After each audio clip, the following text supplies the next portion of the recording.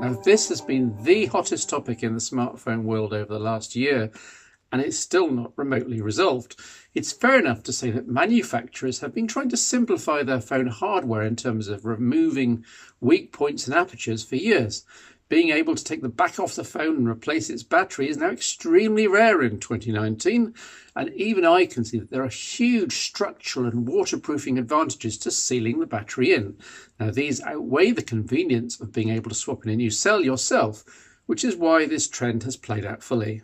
But I'm not so convinced for the removal of the traditional 3.5mm audio jack, around in phones since 2007, 11 years ago, when the Nokia N95 and Apple iPhone both reintroduced it to the phone mainstream. Yes, it's super for headphones, but also useful for plugging in 3.5 to 3.5mm jack leads to interface with a car or home music system, or perhaps a gig sound desk. Or maybe that's just me. Now, we've had 3.5mm sockets which are 100% waterproof for several years, with Samsung, LG and others all offering IP67 and above ratings. So one more weak point to, quote, let in water isn't a valid argument. Perhaps it's down to the space taken up inside the phone. Now, this is a valid point, though. We've now seen so many max-size phones, phablets, appear without a jack that I don't think space is a primary reason for its possible removal. Apple claimed space, but I contend that the removal of the jack in the iPhone 7 range and above was more to do with Apple launching a premium Bluetooth option at the same time and wanting to make more money. The motivation for seemingly everything in the last few years. So then we had some Android manufacturers, HTC, Google, this Pixel 3 XL here, Razer, Huawei, copying Apple and also eliminating the 3.5mm jack. After all, where the iPhone goes, other designs follow, usually. In fairness, all of these companies also ship a dongle, either passive or active, i.e. with a DAC, a digital to analog converter that handles typically USB Type-C to 3.5mm, so new users can still plug in their favourite headphones. So I'm not complaining too vociferously, despite my personal preference for having a jack. After all, Bluetooth audio is now good enough across the board that wires aren't needed, surely, in the iPhone or Android worlds. It absolutely is good enough, with the limiting factor in terms of quality now being the original quality and bit rate of the music file or stream being listened to, and the physics of the headphones or buzz used. I've been using these Tri-Bit X-Free headphones for the last month with my Google Pixel, for example, and the isolation, bass and top end are all fabulous, and all for 20 odd quid.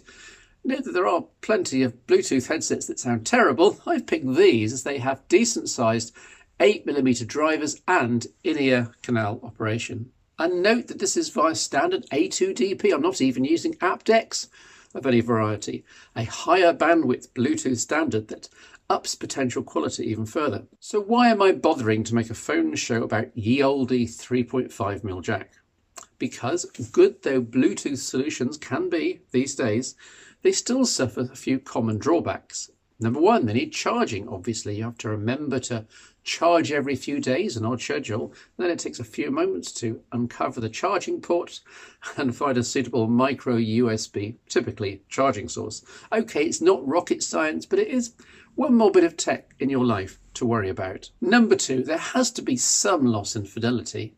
Although it's hard to tell with most of my rock music and my 50-year-old ears, simple maths tells us that taking an already heavily compressed MP3 or M4A music track and then recompressing it with different algorithms, sending it by radio to another DAC, where it's decompressed and played, will degrade the intended waveforms. So there's always a nagging feeling that this would sound even better if I was hearing the decompressed original without the extra Bluetooth compression cycle in the way.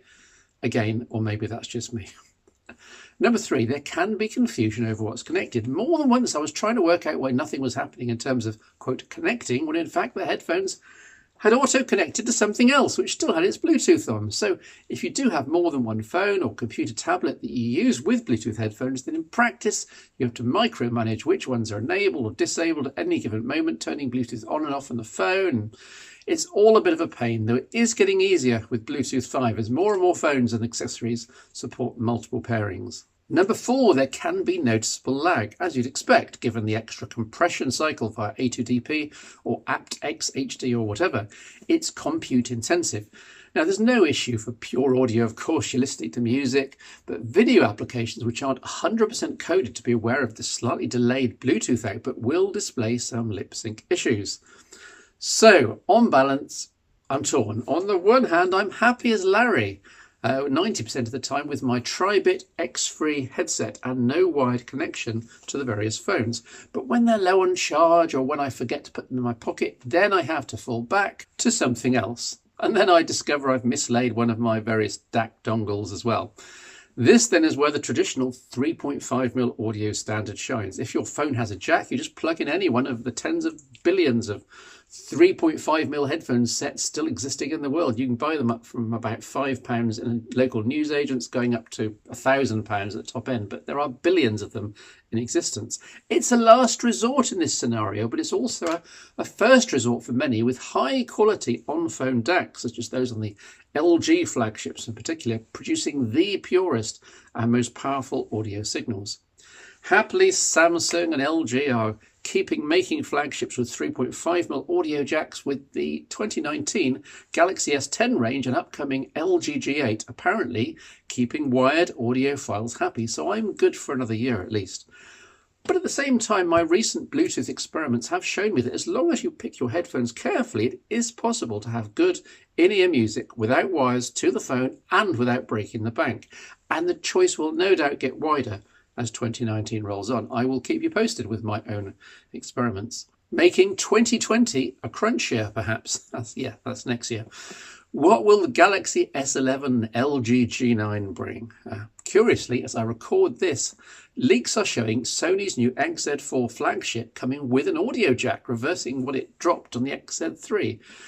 Perhaps the first of several manufacturers actually listening to its customers? What a shocker.